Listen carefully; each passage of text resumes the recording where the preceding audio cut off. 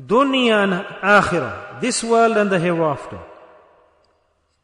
We have kept them separate. We think they're two distinct things. Dunya separate, hereafter separate. Dunya is something else, akhirah is something else. But remember one thing, dunya and akhirah both are intertwined. They're combined. They are together. They are not separate from each other. They're not distinct from each other. They're joined. This world and the hereafter.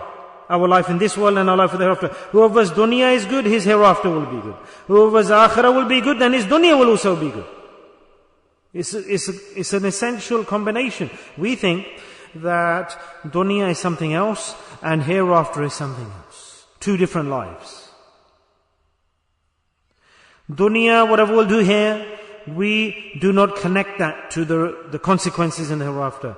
We think the actions in this world will not give us any benefit in the hereafter. If I want to make a house, and I tell you a weird, not weird, but sort of a unique, you could say, formula to dunya, because we're in this temporary material dunya, and the biggest issue we have today, the restriction is dunya. And so I would like to present something to you about dunya.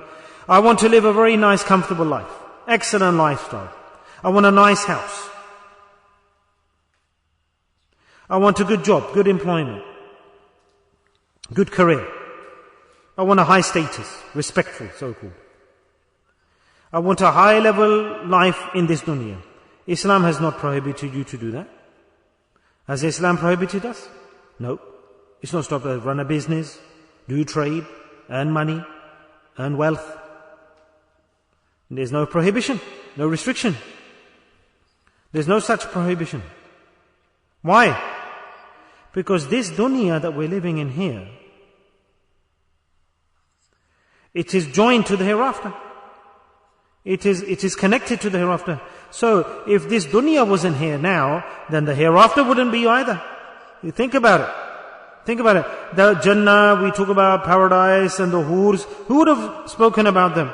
Such beautiful hur. Who would have seen them? If this dunya wasn't here, then who would recognize what's in the hereafter? Yes?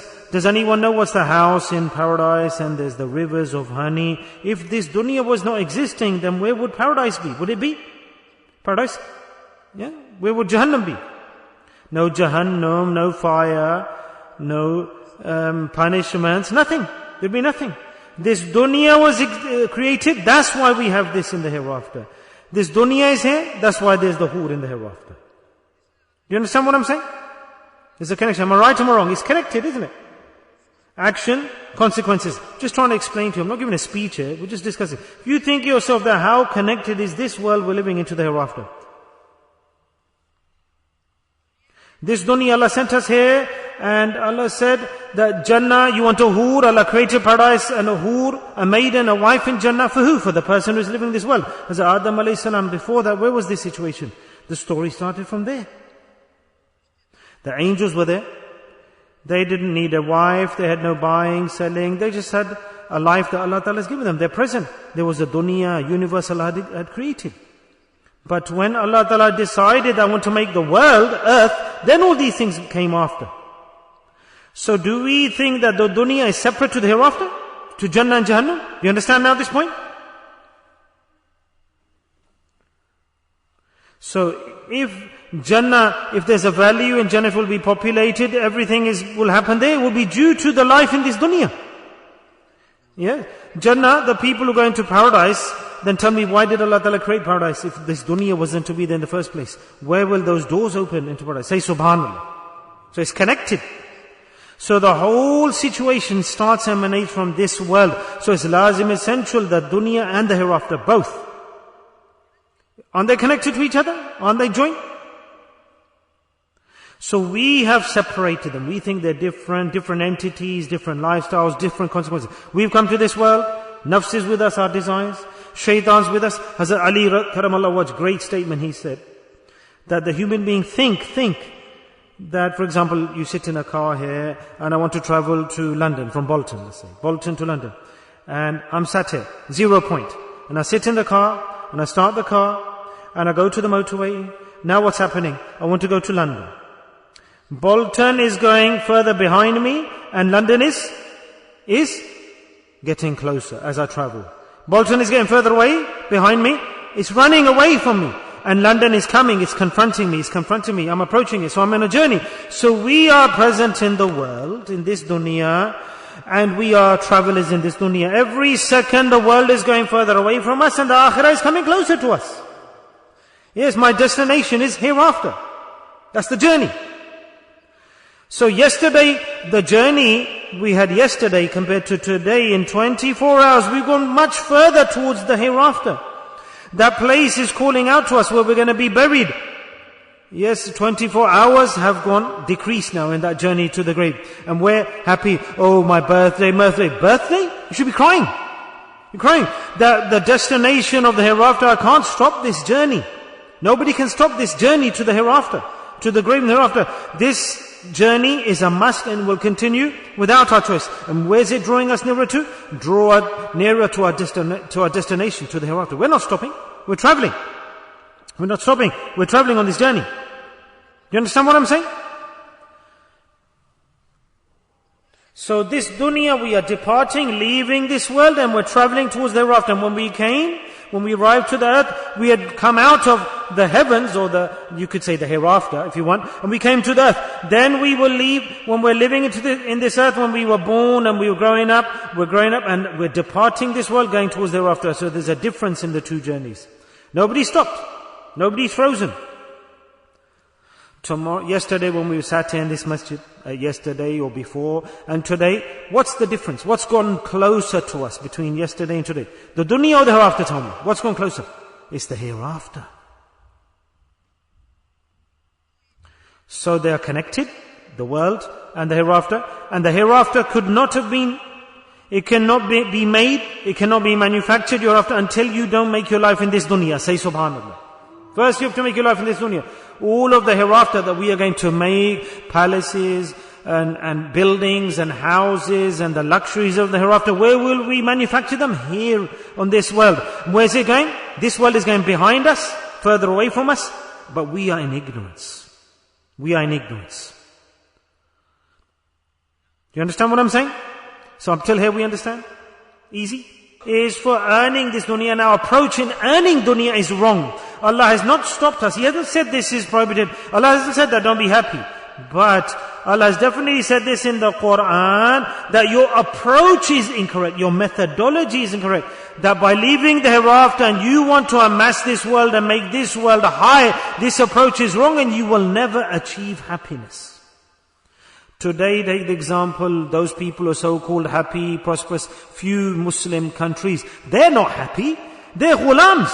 They're slaves, mentally slaves, physically slaves. They have nothing. They loot other people's wealth. They're not rich. They're not wealthy. Isn't it? Isn't this the case? Nobody's rich or wealthy. The so-called wealthy Muslim countries. So from wealth and money, a person cannot achieve happiness. You cannot achieve happiness through cash or money in the bank. By trying to achieve and complete the happiness in this world, you will never be happy. The most wealthy person in this world, rich, so-called, can never be happy. Happiness, connection of happiness is not with wealth, not with buildings, not with assets, not with houses, not with cars. The connection of happiness is with the peace in the heart. That's the connection of happiness. So big, rich, powerful people in the world, I can tell you by now, who are present in the world. You can say the kingdoms of the world, they are in the possession, but that person can't even eat food comfortably. Doesn't have ijazat that he can eat food nicely. You will know their names, we know their names, we know who those people are. Money and wealth, extreme wealth, flooded with wealth. He can purchase half of the assets in the world, but he can't eat the poor soul. Can't eat properly, digest. That's the situation. So will that person be happy? Will that person have pleasure?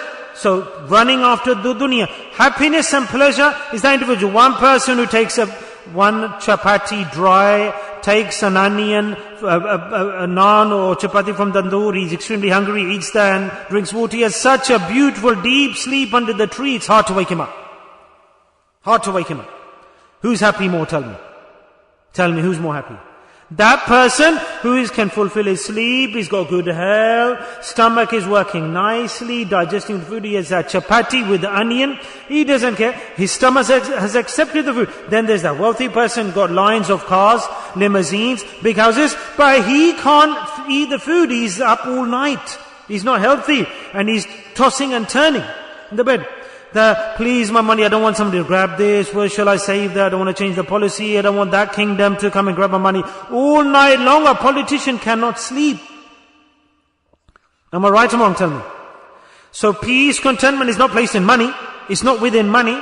We want to earn dunya, we want happiness with money, with wealth, with assets we're seeking.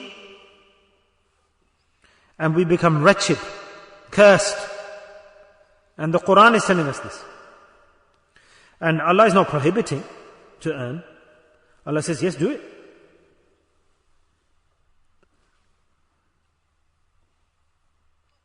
So what is the situation that we should develop? Subhanallah. That our Rabbana atina fid dunya hasanatan wa fil akhirati hasanatan. How do we get to this point? That the dunya becomes excellent. Our dunya, ahsan, excellent.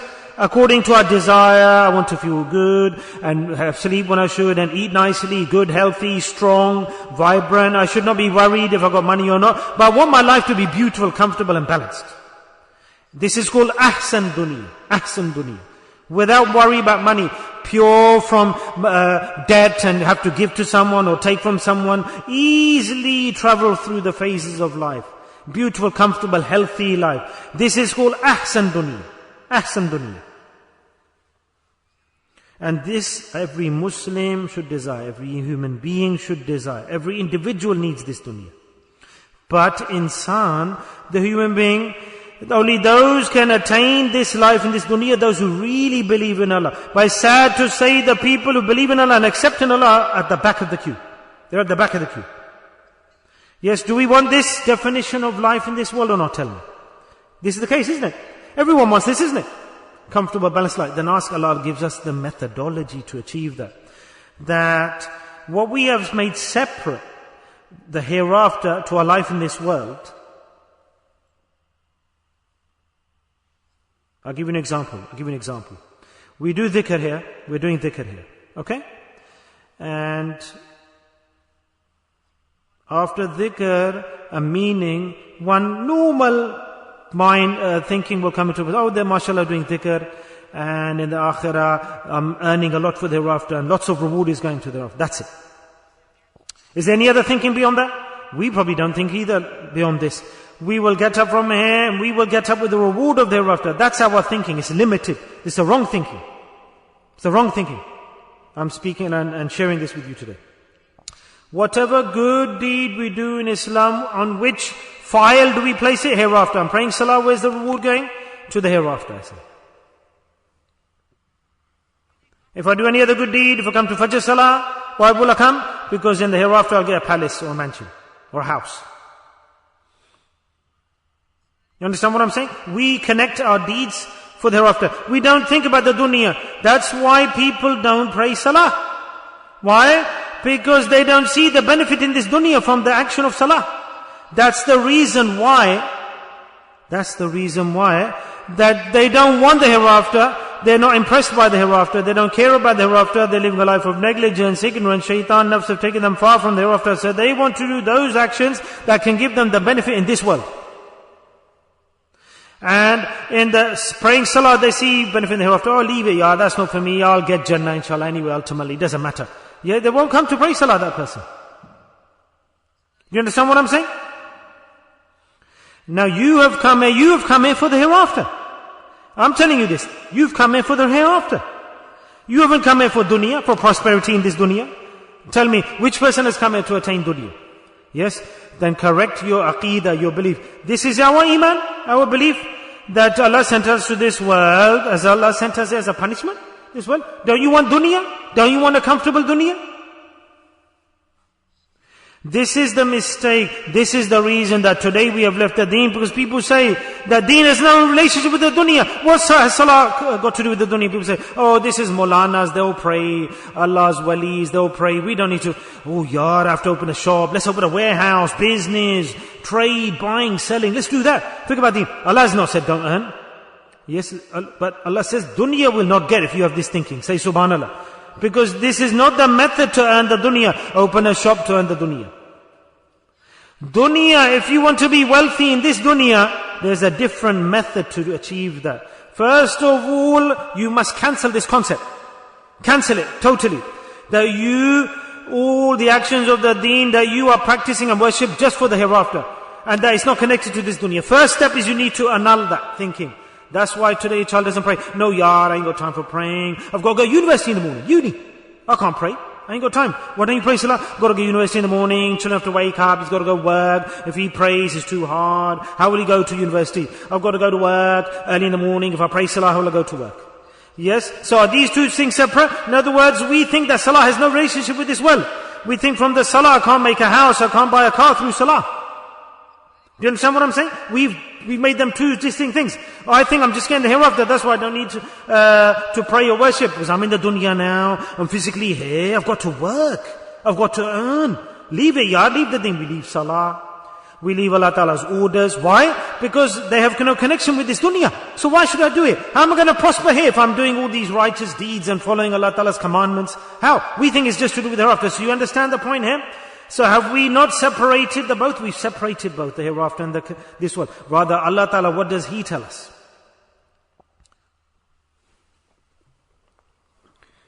Allah says, you are traveling to the hereafter. You're on the journey to the hereafter. Allah Ta'ala says that why don't you do such actions? Why don't I give you such a formula? That you're on a journey, you're getting closer to the hereafter. There you'll have big houses, luxuries, comforts, and where you are living in the world at the same time, here you can also live a life of pure comfort, pure happiness. This is the real wealth.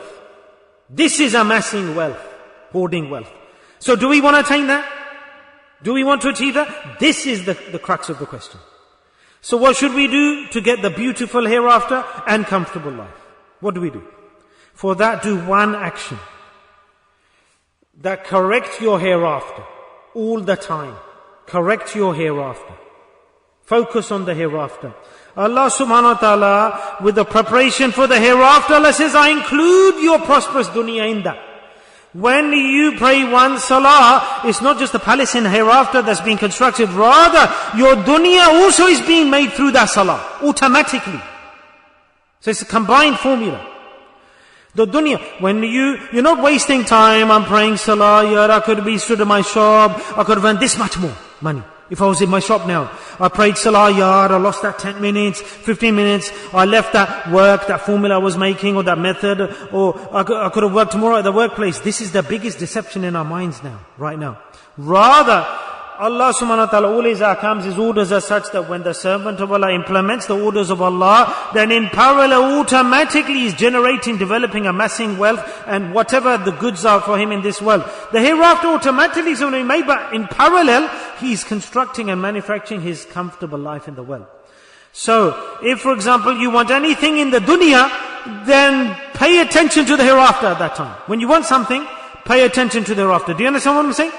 Allah Ta'ala gave us such an ibadah, worship, deed, that not a second should an insan, a human being, detached or negligent with the hereafter. He should be connected to the hereafter, joined to the hereafter.